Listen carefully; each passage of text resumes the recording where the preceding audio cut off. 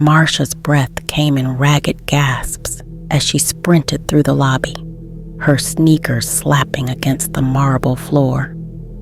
Behind her, the wet, visceral sound of flesh tearing filled the air, punctuated by shrieks that ended too abruptly. She didn't dare look back. The smell of iron and decay clung to the air, making her stomach lurch. But she swallowed her nausea and pressed on.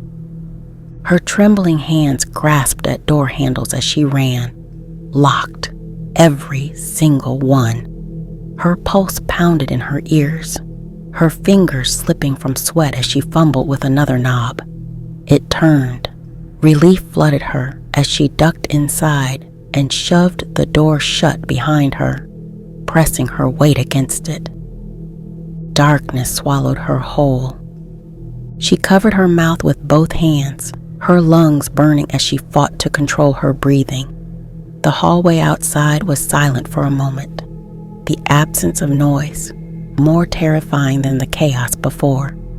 Then, footsteps, slow, deliberate, dragging against the floor. Marsha. The voice was soft, familiar, her mother's voice. Marsha's stomach dropped. Her mother wasn't supposed to be here. "I need to take you home," the voice continued, warm and coaxing.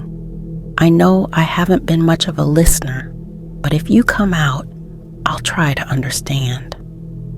Marsha bit her lips so hard she tasted blood.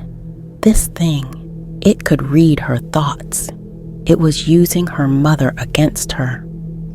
The voice shifted mid-sentence, warping into something guttural and wrong. "Marsha, open up. Surrender your soul so that you can be at peace." The door rattled violently.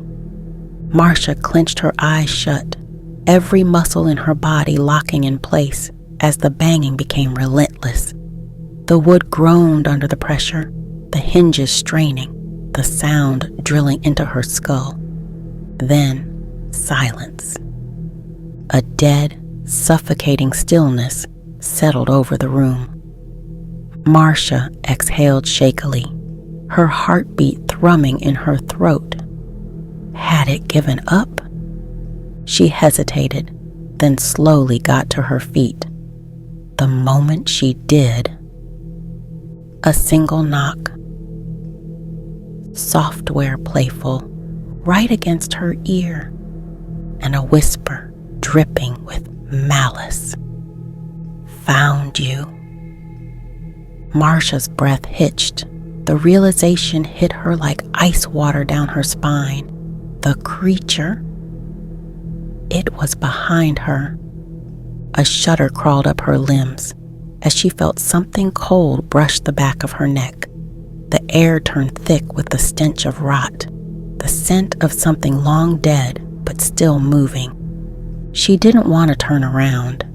She couldn't, but she had to. Slowly, inch by inch, she turned her head. The darkness of the room should have hidden it, but the thing wanted to be seen. Its form shifted unnaturally, twitching between vague human-like features and something far worse, limbs too long, a mouth that stretched wider than it should, eyes.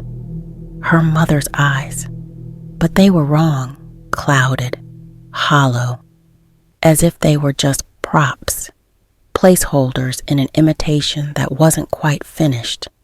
Its grin widened, a grotesque parody of warmth. "I told you," it purred, the voice slithering over her skin like a caress. "I found you." Marsha stumbled backward, her heel catching on something unseen. She hit the floor hard, pain flaring up her spine, but she barely noticed. All she could focus on was the way the creature moved toward her, not walking, gliding, its limbs shuddering with each lurch forward, as if the act of existing in this form was something unnatural, something forced. The door.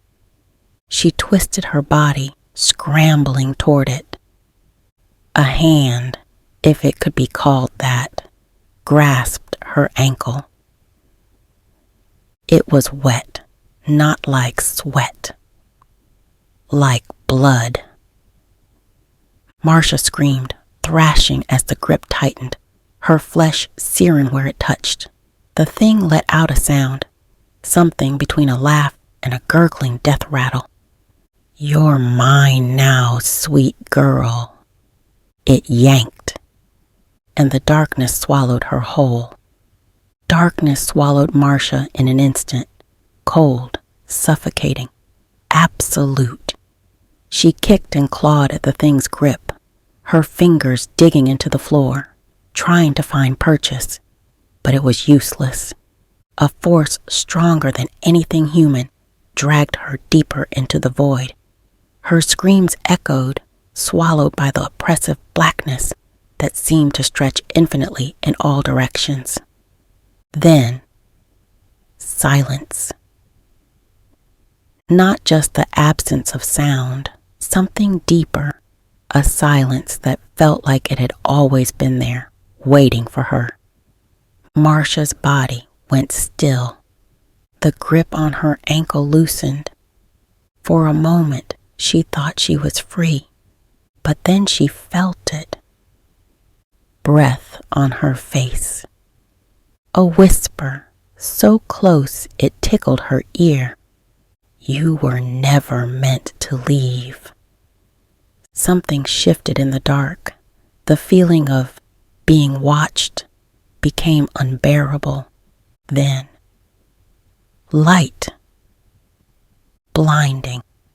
Harsh. Artificial. Marsha's eyes snapped open.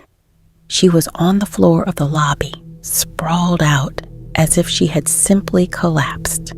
The room was normal. The hum of fluorescent lights buzzed overhead, the scent of blood and decay. Gone. Her hands trembled as she pushed herself up. Her breath came in short, frantic bursts.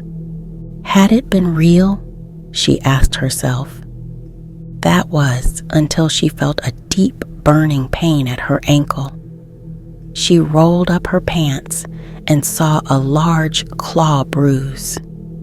The silence in the lobby stretched on, pressing against her like a held breath.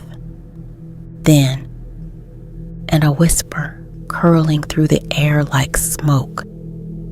"See you soon?" Dr. Haine ran into the room in concern. "Marsha, I've been looking everywhere for you. Why'd you run off like that?" he asked. "Huh?" she questioned. Dr. Haine smiled gently and said, "That's enough for today. I'm going to call your mother, all right?"